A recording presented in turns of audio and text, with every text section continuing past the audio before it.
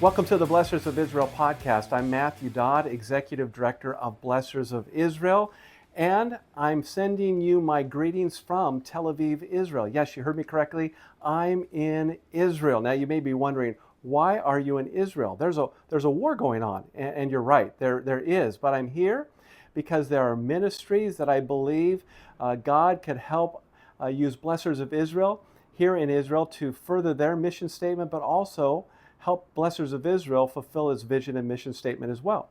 In addition, we are prayerfully looking forward to the day when Israel will open up again in terms of land tours. And so I'm here making preparations for that opportunity when the doors do open so that Blessors of Israel can lead land tours.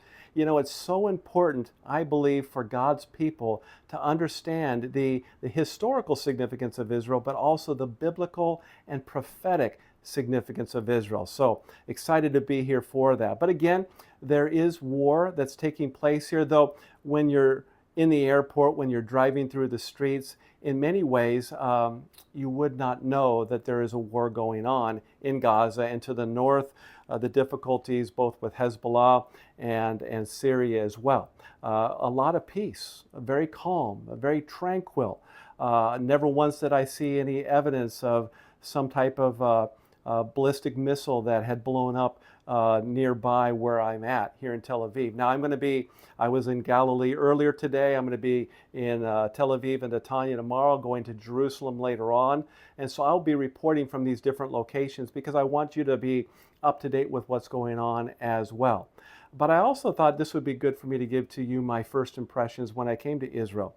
And one of the striking first impressions I had was at the airport. I'm headed towards customs, and suddenly I began to see these posters of all those precious people that had been taken hostage by Hamas on October 7th, 2023, when they brutally came and attacked Israel.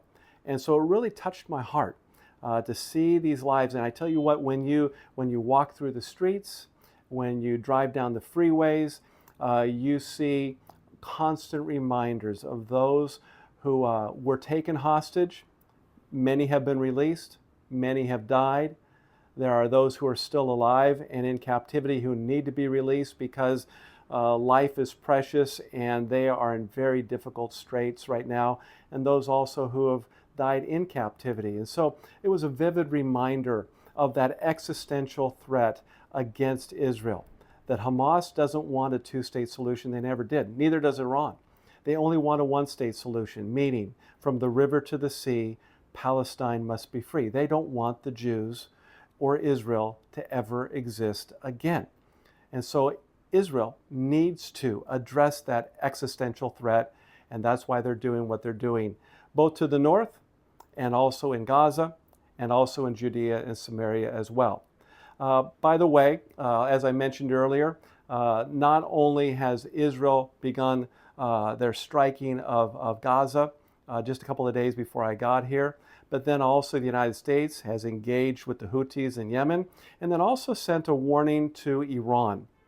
A warning to Iran that if there are any attacks from the Houthis, that they believe the Houthis are receiving those directives from Iran, and so Iran's going to be held accountable as well. And also you're dealing with the nuclear threat.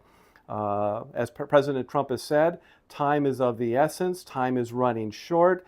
We have seen many reports that Iran is getting closer and closer to having a nuclear weapon, and so very important. We are living in these very critical times where we need to be praying for the leadership in the United States, but also Israel and her people as well. Hey, the other thing I want to let you know about is that one of the impressions that really struck me was when I was at the airport and discovered that the airline had lost my luggage. Somewhere between Paris and Tel Aviv, my luggage got lost.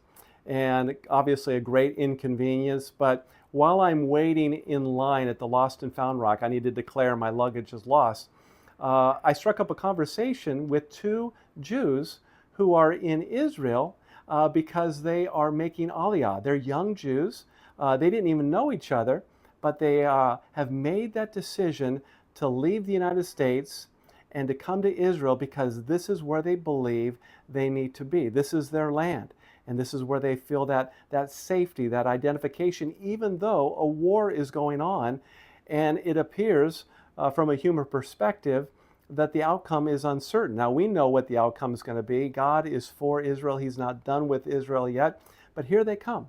And as I'm listening to them talk, I'm reminded of Ezekiel 37 and 38, where God talks about how he would draw those Jews who had been dispersed throughout the world, throughout the nations, and bring them together again and to form the nation of Israel once again. That valley of dry bones was brought back to life. And so as I'm listening to these young individuals talk in their 20s, I'm reminded of this prophecy, and I'm thinking, I'm literally watching, we are watching the fulfillment of Bible prophecy right before our very eyes. And so it's so important for us to know how to stand with Israel. And right now we need to pray. We need to pray so hard that the Lord will draw the Jews to himself, to faith in Jesus Christ. We need to pray for the leadership to have wisdom, to know how to navigate through these difficult times with this existential threat that faces Israel. And we need to pray for Israel's enemies as well. God loves all of them. He wants everyone. He does not delight in the death of anyone. He wants everyone to come to saving faith in Jesus Christ. And so I want to encourage you to pray with me for that. And I hope you'll join me for future podcasts. Looking forward to sharing with you further insights about what's going on here in Israel. It's a very, very important time. And I'm so grateful that God has raised up Blessors of Israel for such a time as this, to have an impact, to help equip the church to know how to stand with Israel in the latter days, but also to reach out to Israel, to reach out to the Jews, and to strengthen the Messianic community here so that they can have an outreach, a greater outreach and impact upon the Jews living in Israel. And I believe it will have a ripple effect that will spread around the world as well. By the way, if you're joining us for the very first time, I really want to encourage you to check out our website. And you can do so by going to www.blessors.org.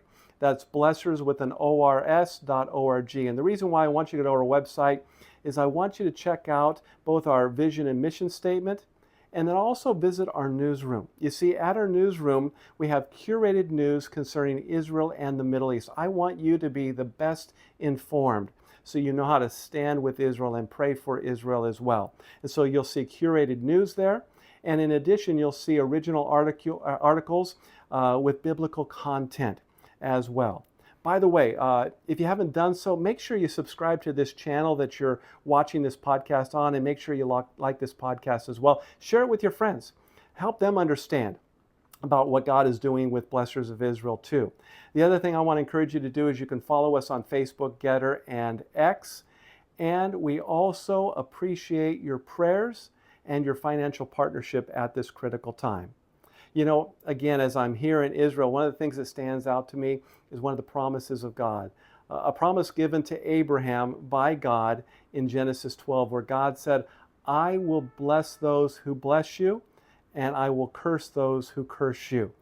And it's so important for us to be right on the right side of things with God.